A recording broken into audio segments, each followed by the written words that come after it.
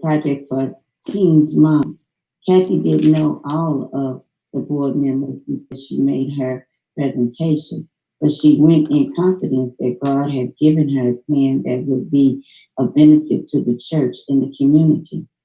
When the board members started asking questions, Kathy answered as honestly and humbly as she could.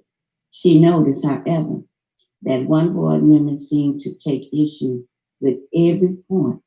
Something about this woman seemed familiar, but Kathy couldn't remember it. Suddenly, it dawned on her. It was Sonia's mother. Kathy and Sonia has been friends in the early years of grade school, but just before high school, the girls lost touch. Kathy knew that Sonia had some hard times after she had her first child and dropped out of school. That was 15 years ago, and it didn't seem like Sonia's life had gotten easier. She thought she thought her presentation went well, but Sonia's mother question made her wonder if she would get their support. How did you become an expert in educational needs for single mothers? This type of question was obviously driven by jealousy, but would the other board members recognize that all Kathy could do was wait and pray? Thank you for that, Minister Ross. Mm-hmm. Okay. What did you kind of get out of just reading that story? What are just some of the few things that popped up out of you reading that? And it could be maybe it could relate to a situation you went through, or just in general. What did you get out of reading that paragraph? Well, what I got out of it is that but Kathy saw a great need in for young mothers, and I remember as being a young mother, and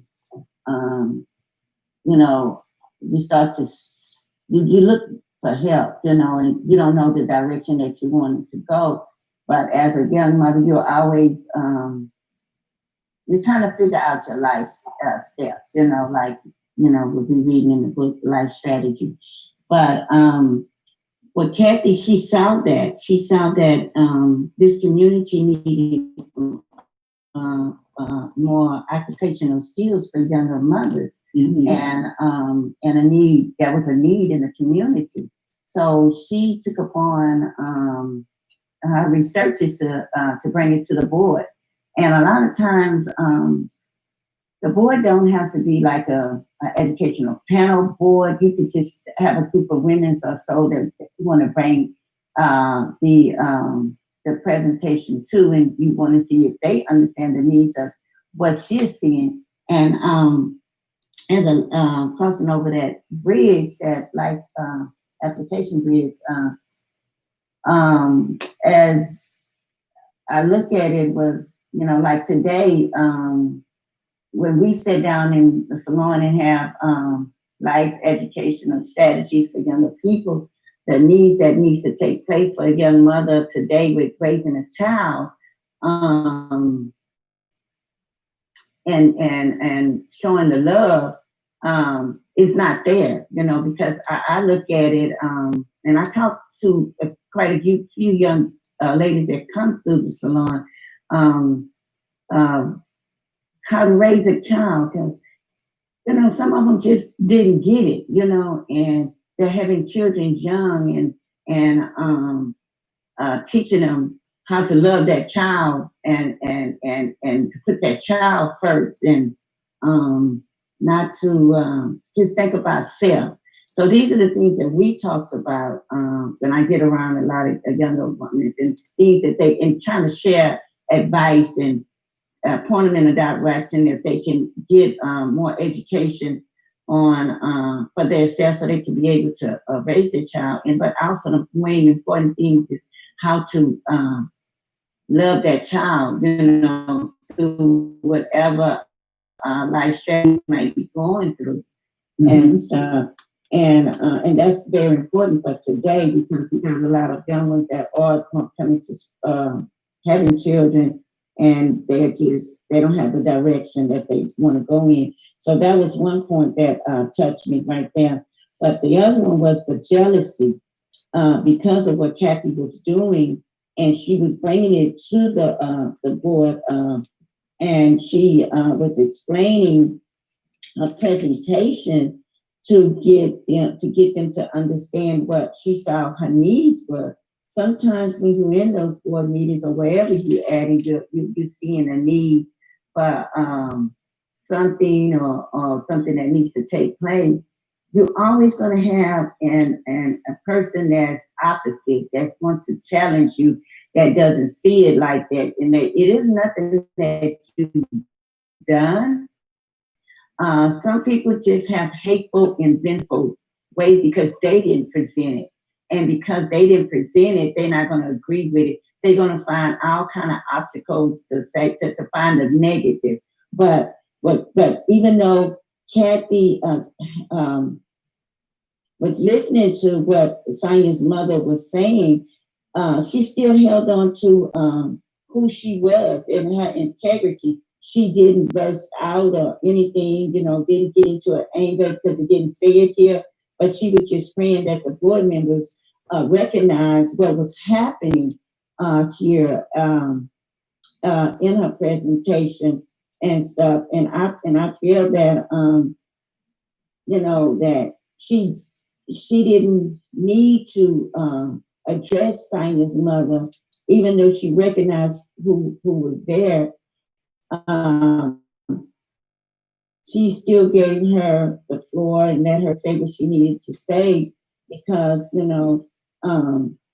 some people have their own opinion about things, but Sonia was just showing a need and a love, and that's how we have to be today. If we see a need, and we need to address it, and not just turn the other cheek and say, "Oh, that's not mine, and that's not my situation," because it can be your situation one day too. Because we all have children, or we all see a need in the community that needs to take place, like we're seeing today. And a lot of us are still sitting back here quiet on, what we're seeing, that the community needs to come together on this injustice that's going on with our Black men. So that's how it touched me. It touched me in so many different ways. But I just wanted to share those 3 points right there. Oh, okay. Well, thank you for that. I totally agree with you. And if you want to look at jobs in churches with that jealousy issue, like you said, when if you had some type of job, you've been in a situation where you had a good idea and you brought it forth, and like you said, you always had that one person, that negative Nancy, that, oh, no, that ain't good, or this and that. But then yet still 2-3 months down the road, they present the same idea and it's okay. And then people start acting on that idea. You sit back saying, well, wait a minute, that was my idea when I presented it. So jealousy plays a big part in a lot of stuff. So we're gonna move along with that, and that's a good thing to remember what you said. I like your answers. Okay, our scripture to keep in mind this week is, and his brethren envied him, but his father observed the same. And that's going to be Genesis 37:11. And that was the King James version of that. So I'd like to get someone, let me look up here and see. Good morning, Deaconess Chrissy. Good morning, how are you? I'm doing great. What about yourself? I'm doing great as well, I can't complain. Yeah. Okay, let me see if I can get you to read. Would you mind reading for me Genesis 37, 2 to 2, 3, and 4, verses 4. 2, 3, 4. Yes. Okay, 1 through 4. Yes, ma'am. All right, so Genesis 37, verses 1 to 4, and read, Now Jacob dwelt in the land of his father, was a stranger in the land of Canaan. This is the history of Jacob, Joseph, being 17 years old, was feeding the flock with his brothers. And the lad was with the sons of Bilhah and Zilpah, his father's wives. And Joseph had report of them to his father. Now Israel loved Joseph and all his children, because he was the son of his old age. Also he made a tunic of many colors. But when he saw that their father loved him more than all his brothers, they hated him and could not speak peaceably to him. So those were Genesis chapter 37, verses 1 through 4.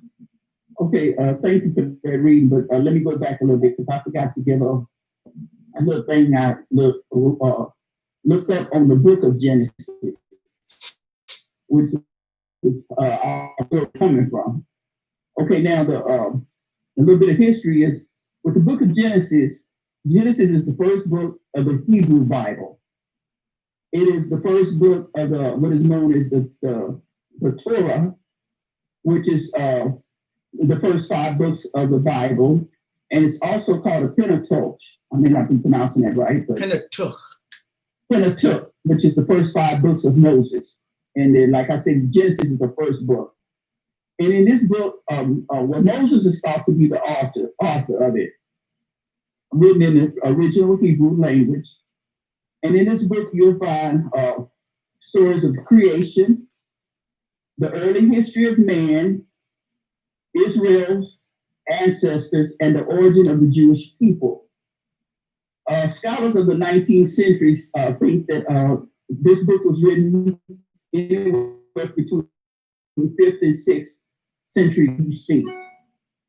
And also looked up to see what the genre of this book was, and they call it post-narrative, which a narrative we know is like a story. And when something you say is in prose, it's an ordinary form of spoken or written language, and it don't have a structure as distinguished from poetry or verse. It's just commonplace.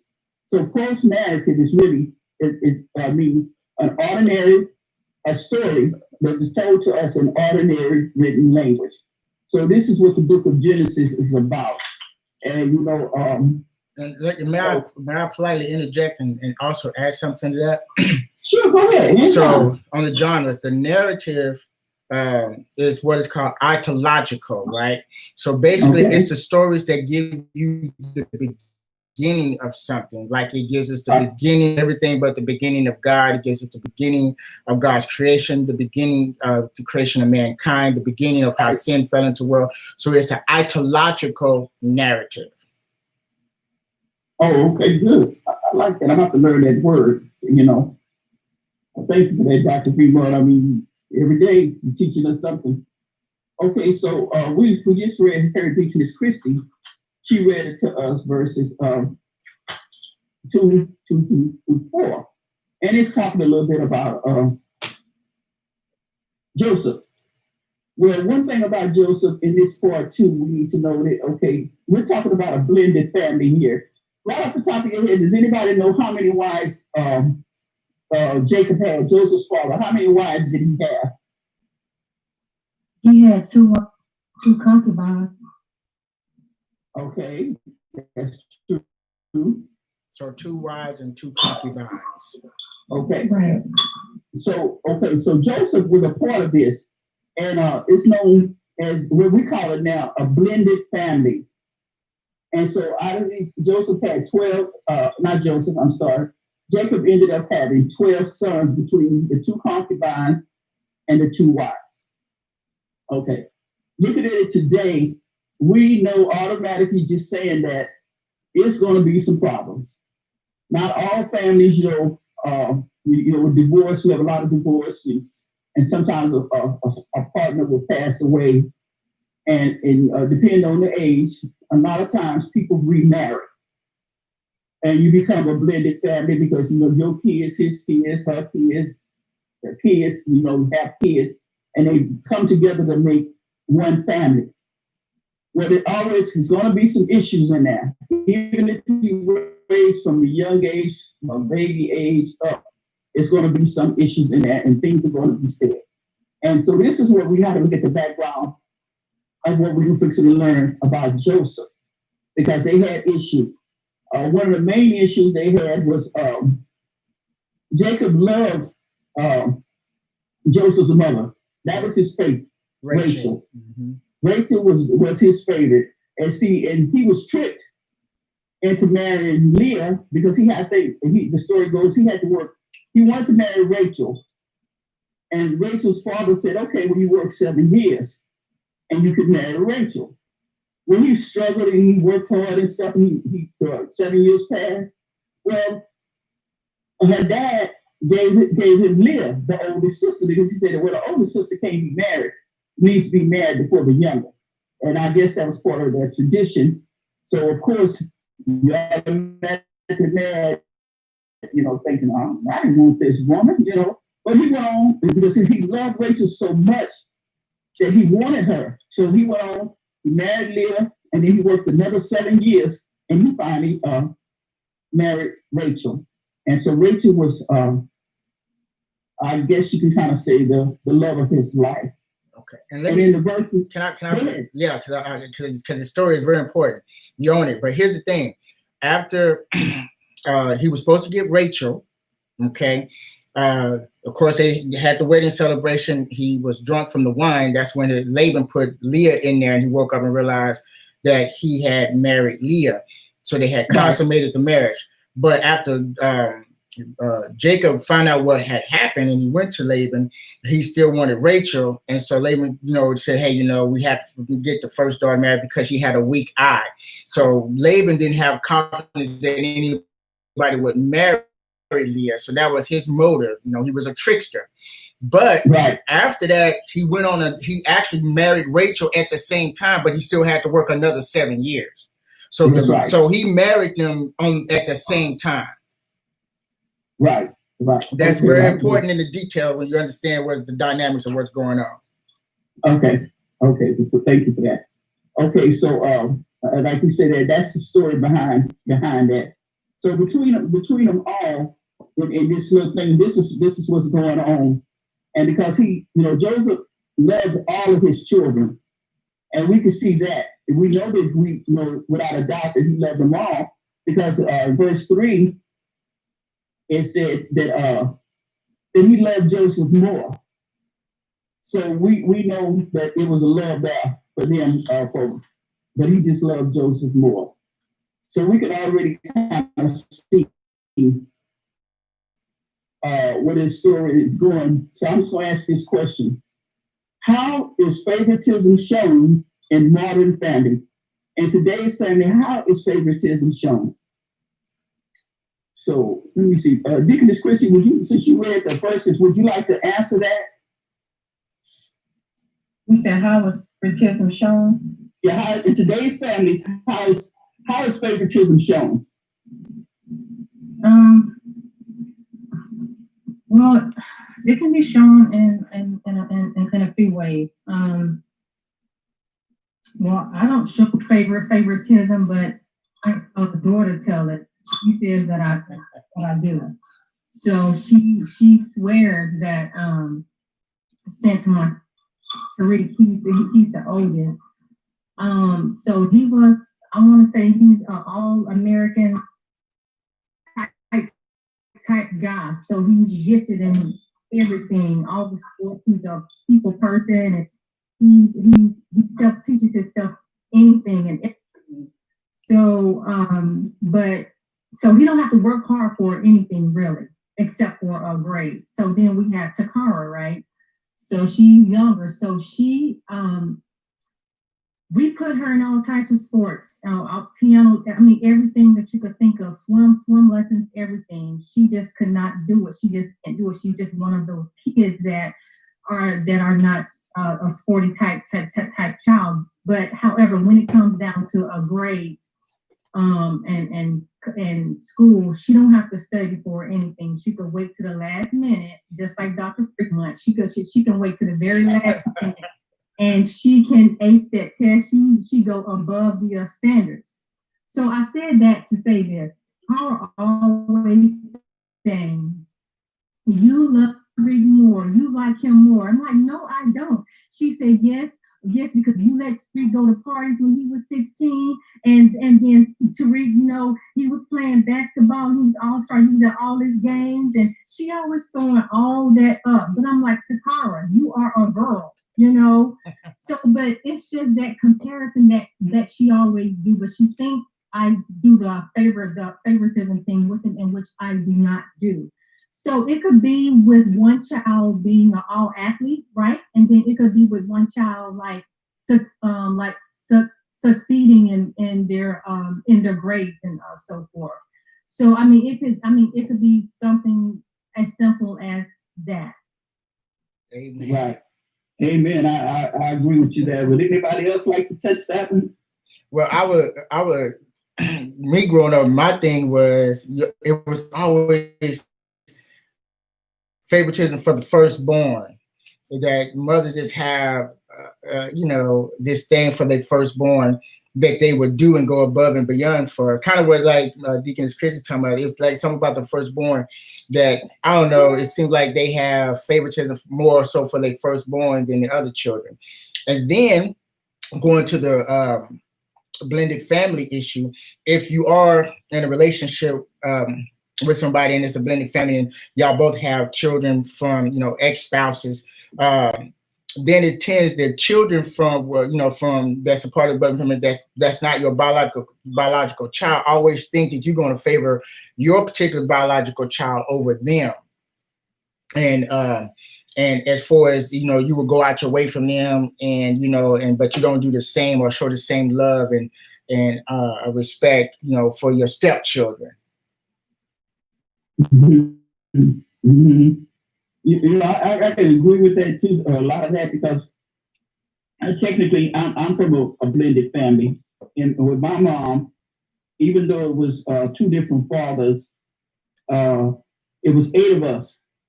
But we never really thought about different fathers or nothing like that as a child, because my dad he just took care of my brothers, and we never really thought about that. But then when the issue came in, is my dad had 21 kids. Wow. Yeah, he was out there. So and that's the one we know about. And so we have a whole other set of sisters and brothers. And it was always a competition thing. Even though he managed to take care of all of us, and he brought us around, and so we grew up knowing each other. And but it was still kind of hard because you can only pull a person so many ways. And it got to the place that when we got older, like me and one of my sisters, for instance, we went to the same school. We rode the same school bus. But we had slightly different friends, and it got to the point to where if I decided to skip school, which I did a couple of times, then she would tell my dad, and then he would come and tell my mother, and then it would be like a big blow up about it, and then and that led to okay, well she skipped school, and then I told on her. So we ended up not speaking for years because of that one little incident. But like I said, this story is going to be talking about the family love, and we're going to learn some things about the good Joseph that the Lord showed me. That Joseph, even though he went on in life to become great, that doesn't mean he was great at this time this is going on. And we need to keep in mind that he was 17 years old, and I believe he was next to the baby in the family. But so Benjamin. Benjamin was the baby. Yeah, he was next to the baby. So we're gonna see some things here, and a lot of things that's going on in here is going to be Joseph's fault. So next section we coming up on is where Joseph is going to start talking about some dreams he's having, and that's verses 5 to 11. I tell you what, Dr. Fremont, would you care to read that and expound on verses 5 to 11? Okay. I'll be reading from the New King James translation, and it reads, "Now Joseph had a dream, and he told it to his brothers, and they hated him even more. So he said to them, 'Please hear this dream which I have dreamed. There we were, binding sheaves in the field. Then behold, my sheaf arose and also stood upright. And indeed, your sheaf stood all around and bowed down to my sheaf. And his brothers said to him, shall you indeed reign over us? Or shall you indeed have dominion over us? So they hated him even more for his dreams and for his words. Okay. Then he dreamed still another dream, and he told it to his brothers and said, look, I have dreamed another dream. And this time the sun, the moon, and the 11 stars bowed down to me. So he told it to his father and his brothers, and his father rebuked him and said to him, what is this dream that you have dreamed? Shall your mother and I and your brothers indeed come and bow down to the earth before you? And his brothers envied him, but his father kept the matter in mind. Amen. Well, what was interesting about this, to set the context of this particular passage of scriptures, is that when you go back up to verse 2, you will notice it said, and the lad was what? With the sons of Bildah and the sons of Zippah, right? His father's two wives, and Joseph had brought a bad report to them to his father. And so these were the sons of the two concubines, not the actual wives, Leah and Rachel, the two sisters. And so it appears when we look at that and understand the context of the brothers, the particular brothers that were really having a problem with him were the brothers from the two concubines. And so, and why is that important? Because normally the story already had set saying that how Jacob, Israel, Yaakov really loved Rachel, right? Rachel. And so there was that special love because that's the woman that he actually loved. But still, again, because of the Torah, the law, the ones that would really get the inheritance wouldn't be the sons from Bilhah or Zippah. It would be from Leah and from Rachel, right? So now you understand the motivation of their jealousy and their hatred is because they came from the concubines. And here's Joseph once, again, talking about his dream. And plus he had told on them before because it was obvious that the brothers were slackers, right? Yeah. They were slackers. And being 17, he's his father's favorite son. And this is before, I think this is before Benjamin was born, because he's not mentioned in the narrative. And so what happened was, of course, he's the baby at this time and he wants to please his father and he feels that father's love. And so he wants to make sure, he's going to do whatever he can in his father's eyes because he wants that acceptance from his dad. And so the other sons, because they were not, like I said, the offspring of the two wives, but the two concubines, they didn't feel that same affirmation from their father. So they projected their hatred onto Joseph even more when he comes to them and he's talking about his dream. Now, the Hebrew word there is actually translated not just any ordinary dream, because there's several Hebrew words for dream. This particular Hebrew word for dream is a prophetic dream.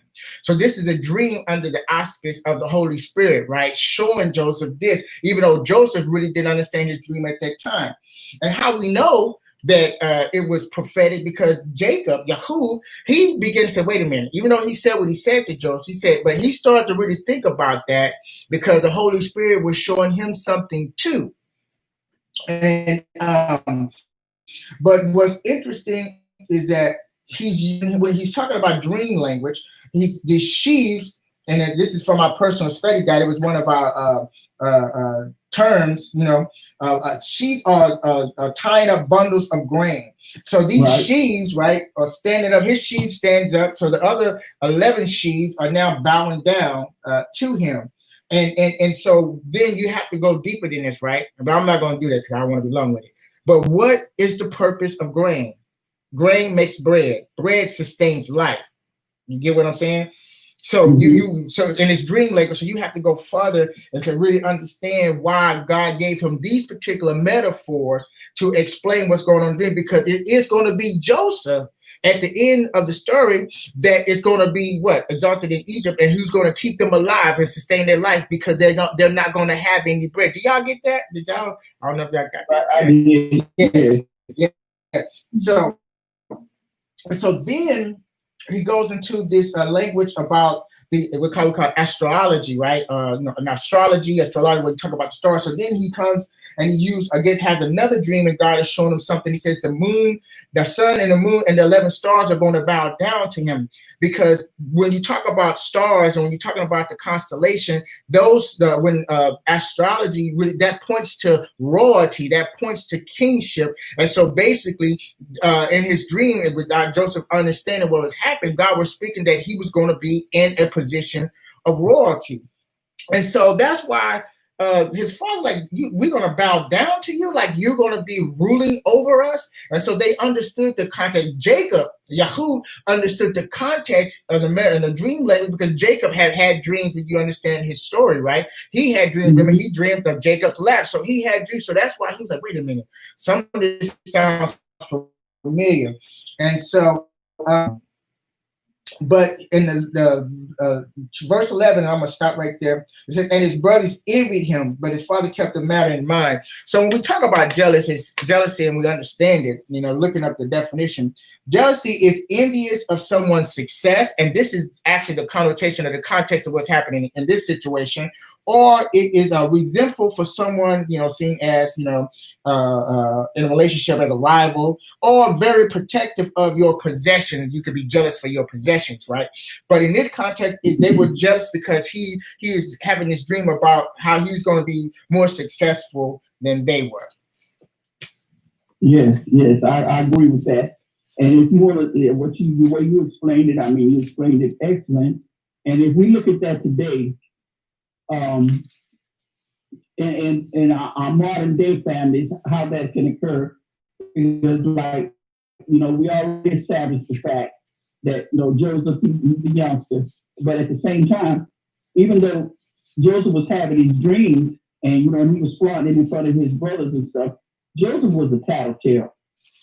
And in our families, we don't even have that brother. And it's usually the youngest child that becomes a tattletale. He's ready to tell mommy and daddy everything, what's going on, even if it's not the truth, because it makes him look higher than the others. So the brothers and sisters, they don't really hate him or nothing, but they just annoy him, annoy him and stuff. Because like my mother had to work, and like I said, it was 8 in our family, and so we, my little baby brother Vincent, he was like, we all thought he was mama's favorite because he was the baby. And as kids, I used to kind of carry him around. My sister carried him around. But every time mama would come home, he'd run down the street. They did this and they did that to me. So they would make us do stuff to him more. Because he was just a tattletale. This was Joseph. So I could see why his brothers were upset with him. And it's just like, look at mama brought me. She brought me a brand new pair of shoes, or she brought me this coat. And we looking at it thinking, okay, here's a beautiful coat. Not knowing that it's something probably later on, like you say, down the road for us, it's going to benefit us in some type of way. But that jealousy issue there, and with his dad, I'm pretty sure his dad probably thought, boy, you're my son. How am I going to be bowing down to you? But at the same time, he pondered on it because, like you say, Jacob himself had dreams. And we don't know what type of dreams they really were, but he had some dreams, and he knew he probably had an idea, dreaming these dreams, and like you said, the tradition of that time, that he probably knew it was something in there, and that Joseph was healed for the Lord. He just wasn't ready for the full thing of it. So yeah, that really affects us today too. And Minister Rawls, you still with us? Yes. Mm-hmm. Okay, and I get you. Let me look at this and see what this says. It's verses. Okay, we're gonna go with. Well, before we get to verses 23, because it jumps to 23. In between now, I'm just gonna say that Joseph, he was such a pain, and a thorn in his brother's side, so they got kind of tired of him. You know, and so what they did is they were jealous of him. And so they kind of like, well, you know, I'm gonna own up to it. You know, we used to beat up on my brother. You know, because of stuff they did. And so they kind of just went at him, you know, and they ended up throwing him. And they snatched out that jacket, you know, because we try to take the things that we most jealous of. And in this situation, it was a coat that Jacob gave him. We don't really know what kind of coat it was. It just said it was some listed as a garment. Some of them listed and stated it was that many colors in it. It was beautiful because it was ornate. It was made, some things it was made of fine linen, and it was the coat. I guess the color symbolic royalty. So he was kind of like fronting them in their face. And I already told him in reading, y'all gonna bow down to me. Now he's wearing this. I don't know if it was, I would go so far as to say a priestly robe, but whatever this garment was, it probably symbolic to them that, yeah, we don't bow down. So what they did, the first thing they did is they stripped him. And may I add something to that? Because you were stressing the robe. In the actual Hebrew, it could also be translated as a long sleeve robe, which was a mark of special honor. So when I was reading my complete Jewish study Bible, they translated it as a long robe. So in that social context, it had some type of special honor because it was a long sleeve robe. Right. Yes, exactly. Thank you. And so that was like symbolic of them. The brothers looked at like, oh, you think he's gonna be over us? So they snatched that robe off of him and they threw him into it's a pit. But really, it's some translations call it a cistern. And a cistern was something that was made to hold water. And I kind of looked it up. They said it was pear shaped, to where the opening was like kind of narrow, and the bottom was more of a round pit like thing. So if you put somebody off in there, or something went off in there, it's easy going in, but it's kind of hard. They don't need some assistance in getting out. So they kind of threw him in there because they wanted to kill him. But the oldest brother, Reuben, said, no, that's not killing, you know. And it was his suggestion that they throw him in the pit. And if you read on through the story, they kind of think that Reuben didn't want him killed because, you know, we fight our brothers and sisters, but you always have that level-headed, which is usually the oldest. And so Reuben's plan was, okay, well, if we're going to take this code, we'll leave him down there, but I'm going to go back and get him out. And so that was kind of like Reuben's idea of what he was going to do. And so they threw him in this pit. And during the time they threw him into the pit, now we're coming up to Minister Ross, would you read verses 23, 24, and well, just read from verses 23 to 28, if you don't mind. No, I don't know. Okay. I'll be reading out of the NLT, and verses 23, it reads, so when Joseph arrived, his brothers ripped out the beautiful robe he was wearing out of his coat of many colors that was on him. And they took him and cast him into a pit, and the pit was empty. There was no water in it. Then there passed by Midianites, merchants' men, and they drew. Oh, I'm sorry, I'm on the wrong side. I'm sorry, that's the wrong part. That's no. I'm sorry, that's the wrong one. That was King James one. Then they grabbed him and threw him into the cistern. Now the cistern was empty. There was no water in it. So when the Ishmaelites was where the Midianites traders came by Joseph's brothers, put him out of the cistern and sold him to them for 20 pieces of silver, and the traders took him to Egypt. Okay. What we see there, okay, in between that, that's when I was just saying earlier, where they, Reuben didn't want him to take his life, so they threw him into the pit and that cistern. Okay. And so we see here, um, like I said, with my brother, the baby boy, because when it comes to favoritism, like Dr. Freeman said, a lot of times favoritism is shown to the first child.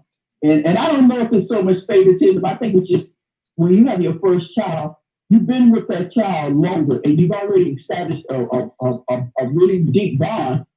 And with the new child, you love that child, but you're still in the process of developing that bond.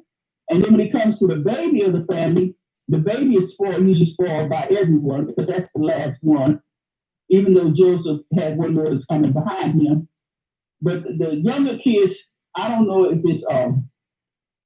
if they vying for the attention of the parents to try to focus that attention more on them, or if it's out of jealousy on their part. But this situation here cost Joseph's brothers. They, that to me was almost. It wasn't a jealousy or hate. It was almost on the verge of hate because how can you throw your brother in? They wanted to outright kill him. They really wanted to kill him and lie to their daddy and tell him, well, the wolves got him or he was torn apart by animals or something. They wanted him permanently gone. But at least one of his brothers prevailed. And we can see as it goes on, this is really all in God's plan. And his brother prevailed and said, well, I'm going to throw him down here. And at the end of the day, the brother was going to come back and get him, which we found out that these groups of his stepbrothers, they sold him. And may I also share? Let me share because it was two brothers actually.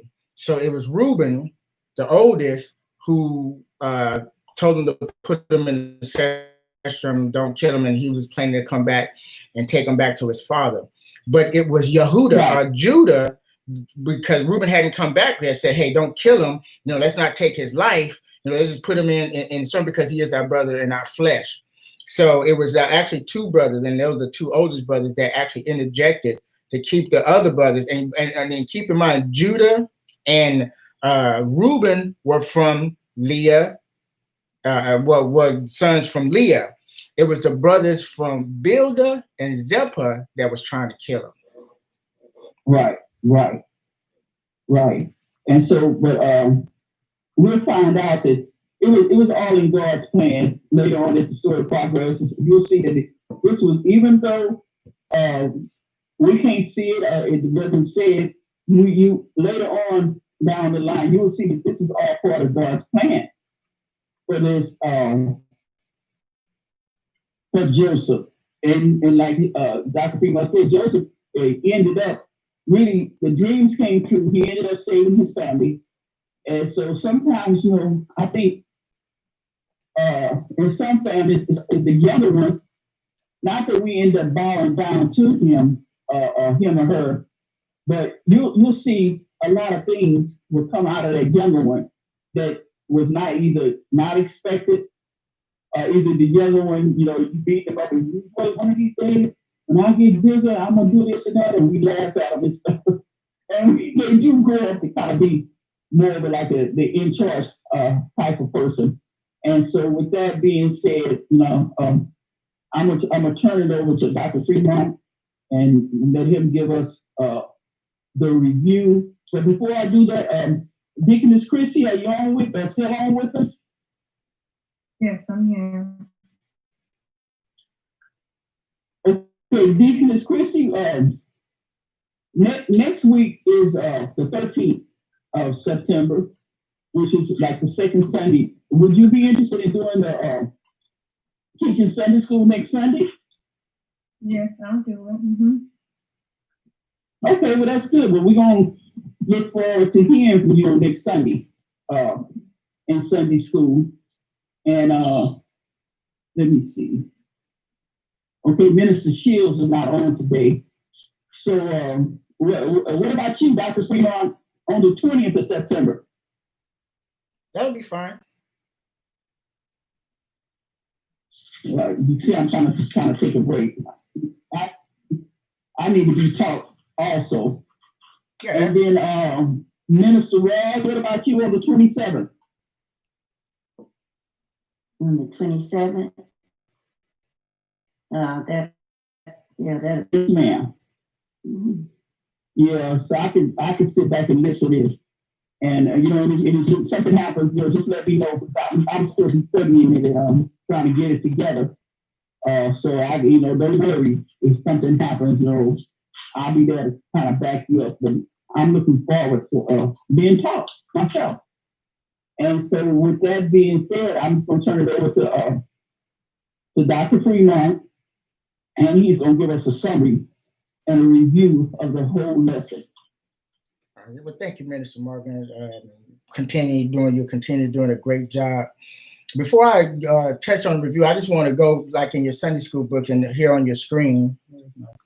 Okay, this last question from that same passage, from the last passage that Minister Rawson read, says, if Joseph and his brothers had been guided by love instead of hatred, greed, and pride, how do you think this time in their lives would have played out? So let's start with Deaconess Christie. What do you think?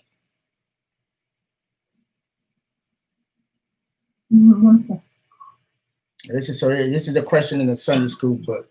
After that, if Joseph and his brothers had been guided by love instead of hatred, greed, and pride, how do you think this time in their lives would have been played out? Had to been guided by love. Well, first of all, I think if they were guided by love, when he started having the dreams, I don't think they would have taken offense to it, or anything like that. So I think they would have probably have asked him more questions and so forth. And I think if it was God by love, they probably would have took it probably in a sense of a blessing, like later on down the road. Okay. So yeah. What about you, Minister Ross? Good job, Deaconess Christie. What about you, Minister Ross? How would you answer that question? What do you think?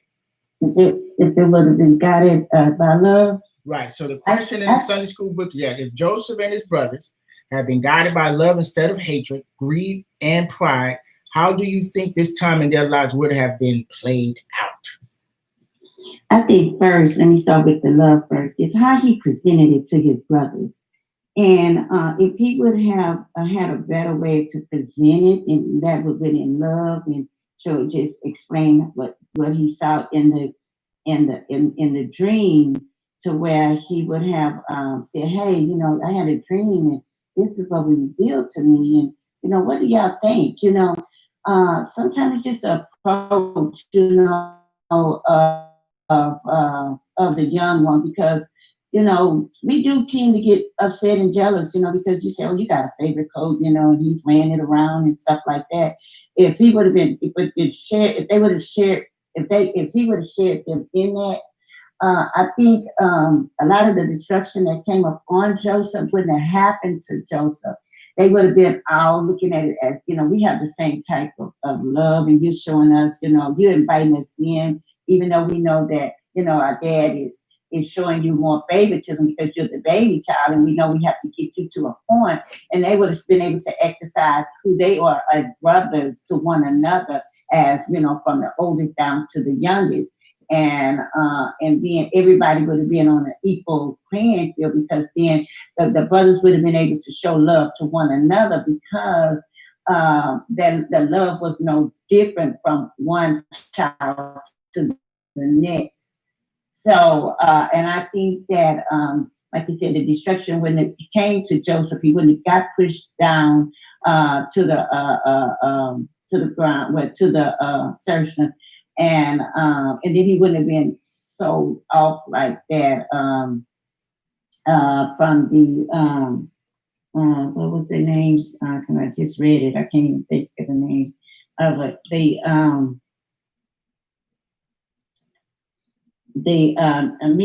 Midianites, the traders and stuff.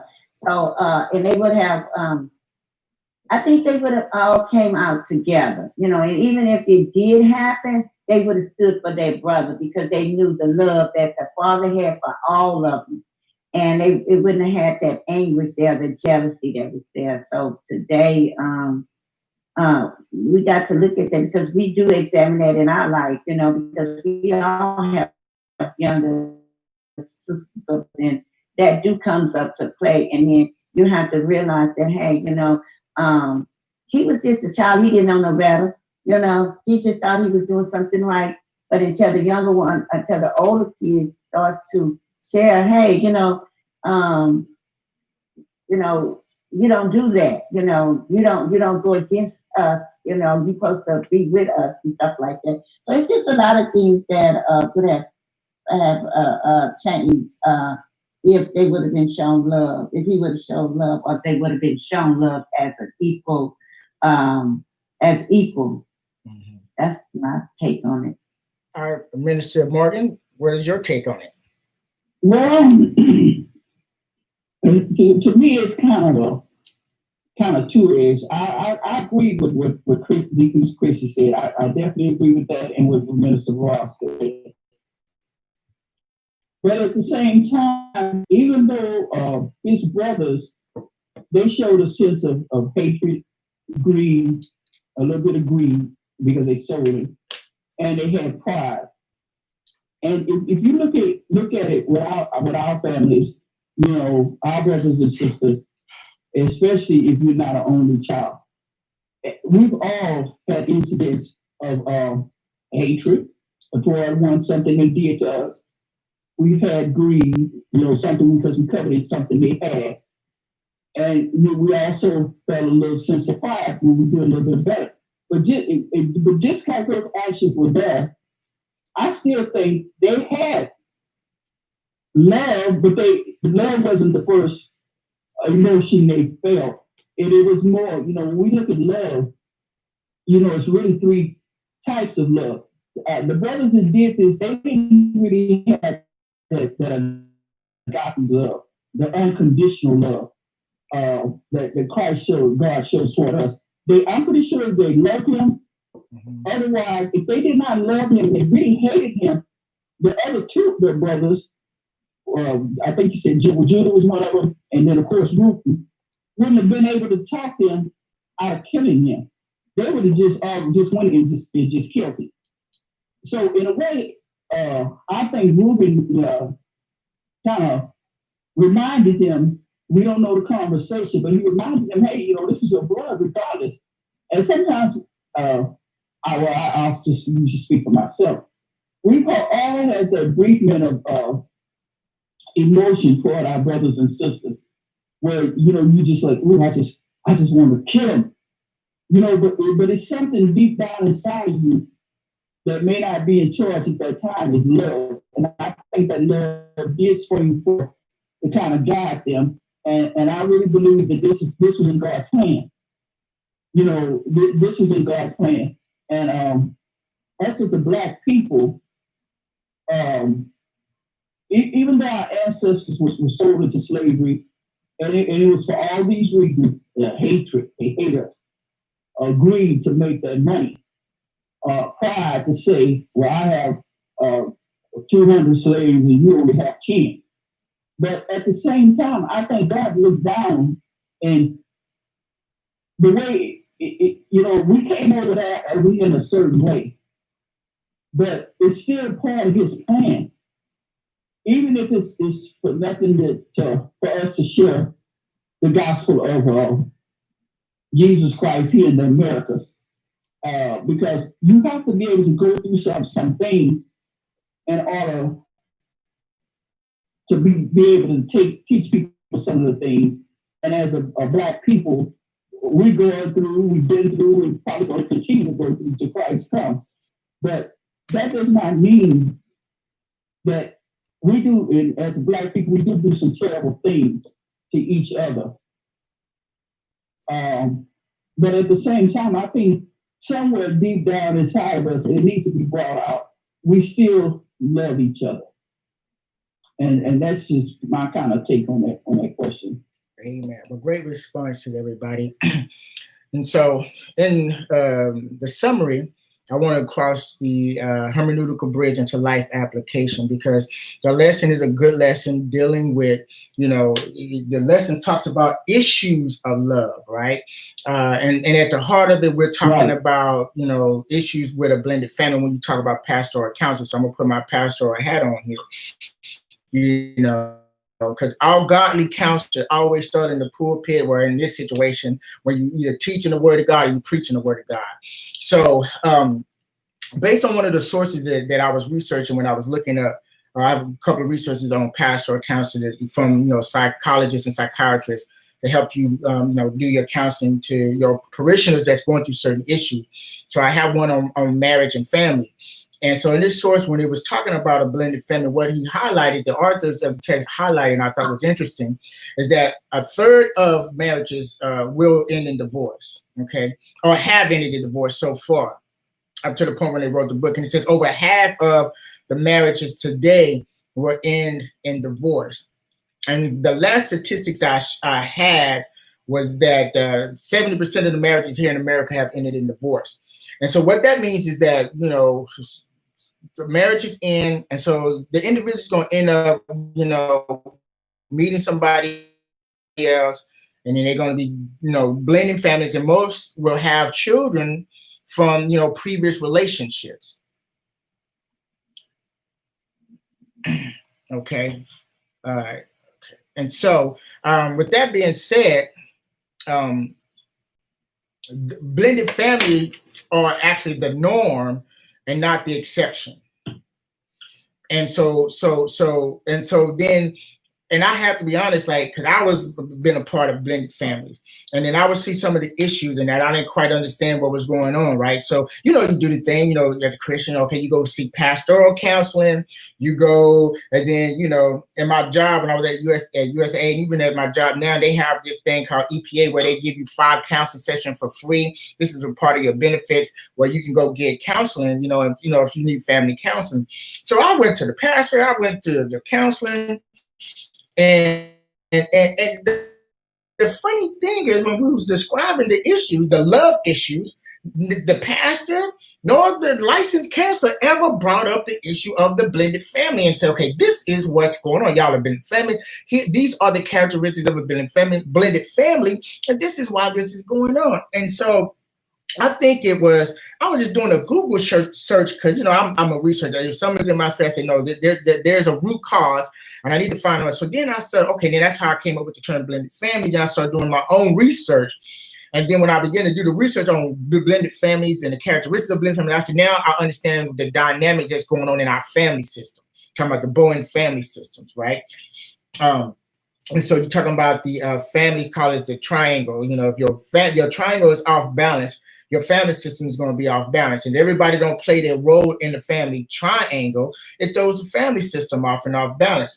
And so a lot of times, and this is what I find out, especially with kids, your kids, just like here in our text that were from the different parents, they would try to undermine the parent, the step parent. Because, they are fighting for that attention. They're fighting for that love from their parent. And so, when you come together, you're newlyweds, or, y'all in the fresh stages of the marriage, the relationship, you spend a whole lot of time.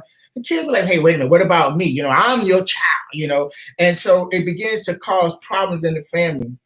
And then if the other children involved, they be also battling for parents' attention.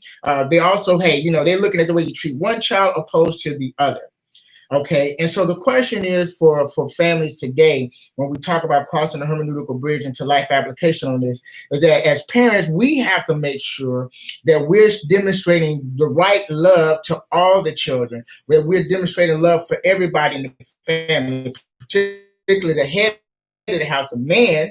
He has to be mindful. Okay, look, I got my wife. I got to make sure I treat my wife kids the way I would treat my own kid. And that's what I always believed in. I would love, I just love kids, period. And so I never looked at it as a biological thing with the kids.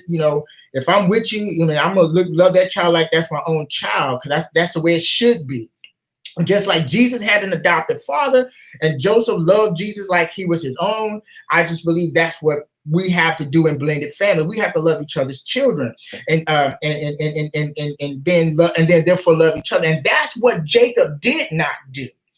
Jacob loved Rachel so much, and so there was some resentment when he had to marry Leah. Matter of fact, that's how Bilhah and Zilpah actually come into the play, because Bilhah was Leah's servant, and Zilpah was Rachel's servant. So when Rachel couldn't have kids, she would have Zilpah, understanding the law of the Hebrew Bible, that she would have children on Rachel's behalf, because Rachel felt bad that she was barren, right? It was a scorn for her. And so then when Leah saw that Zilpah was having now a child for Rachel, she brought her maiden in, Bilhah, said, okay, you're going to have a child for me. So it became a competition between the two wives. And so children are now born into this dysfunctional family, this blended family. And so instead of the mothers and the fathers demonstrating love, right, what the kids did, they picked up on all of the disharmony, the backbiting and jealousy from the parents. And Yaakov, was not mindful of it. And so because he loved Rachel, and Joseph was the firstborn from the woman he loved, he just had a special love for Joseph, and that he neglected the other brothers. And that's where the jealousy and the envy begins to set in, because all children want the attention of their parents. And so in conclusion, the lesson is giving us two things. One, it's something that we all have to be mindful, because like you said, really all of us are really a part of a blended family, whether we know it or not. And there's also many dynamics to that. I don't have time to go into all that, but it is. And so that's the norm. Blended families are a norm. And as ministers, when we are ministering to people in blended families, we have to make sure we've done our research so that we can help them say, okay, this is your current situation. This is what the situation is. And so if you modify your behavior, then this will be the result. So you come up with a hypothesis, and then we give them action steps. Okay, this is what you do. Y'all need to do more family time. Y'all need to plan more things together. And, then you make sure that the children are the highlight, and make each child feel special, but also recognizing their individuality, right? And then you say, okay, so we'll come back and we're going to verify how that works. So that's how our counseling works.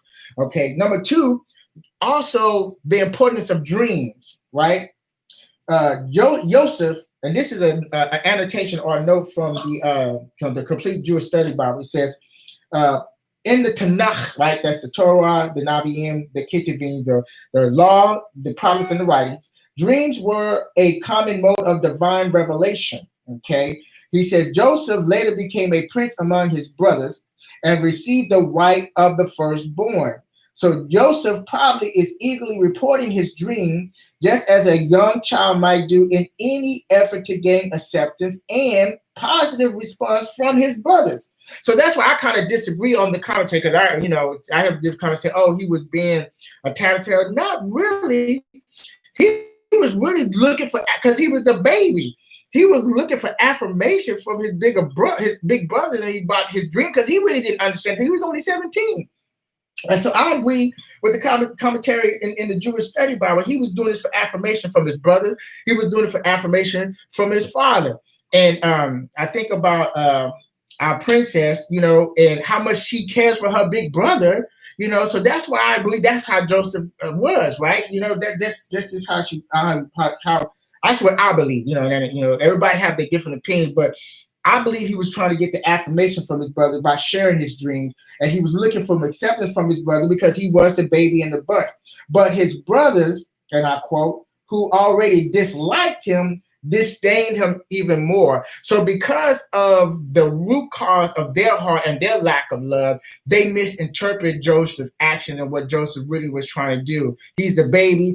He's trying to get the affirmation of his big brothers, and they miss it because they lack the love, and they had to deal with the issues of the lack of love. And then the text talking about how they were jealous. They were jealous because the father was giving Joseph this love, and then Jacob didn't make it any better when he gave him this special robe, which they had to see now to remind them on how much he loved Joseph opposed to them. And so we have to think about that and our life application, right? And how we treat our children, not only our children, but our grandchildren. All right, how do we treat our grandchildren? That we make sure we treat them all the same, that they all are special, and that we have to be mindful of how we, if we're showing a particular favoritism from one opposed to the other, and we have to address that with love and let them know that they are loved. And so that's my conclusion on that. Anybody else have anything they would like to add or comment at this time? No, that was a good analogy there, Dr. Fremont, as usual. I just want to say, just remember, next week is Chrissy, then the week after is you, and then Minister Ross, and then hopefully Minister Shields will be back with us, and we can put her on to give her overview. But I don't have anything else. Anybody else like to make a comment or anything about the lesson? Okay, well then I guess Deaconess Chrissy, would you mind praying us out? No, I'll pray us out. All hearts and minds clear. The Heavenly Father, Lord, we thank you for this Sunday lesson, love this morning, the issues of love. Thank you for the teacher. As she continues to pour out, we ask that you continue to pour in. Help us to deal with the issues of love and not being loved, oh God. Help us to overcome them, oh God, and just embrace everything. Help us to show love no matter how we feel, no matter how we're being treated, no matter what the circumstances are. Help us to take our emotions out of the situation and justify godly love. For your word says we should love our neighbor as ourselves, oh God. So help us to remove envy, oh God. Help us to remove jealousy from our hearts, oh God, so that we can walk upright and do what you have called us to do. Continue to reveal your word to us, oh God. Help us to be peacemakers, Lord, wherever we are, oh God. So, Father God, I thank you once again. We thank you for this lesson on the issues of love, oh God. I ask that you bless those that chimed in this morning, oh God. I ask that you bless the leaders of Food Canaan Virtual Church, oh God. So, Lord, once again, we thank you and we love you and we pray. Amen. Amen. Amen. All right, so let's take about a 10-minute break, and we'll be back at 10:25, and then we'll go ahead and start with our morning word. Amen. Amen. Amen.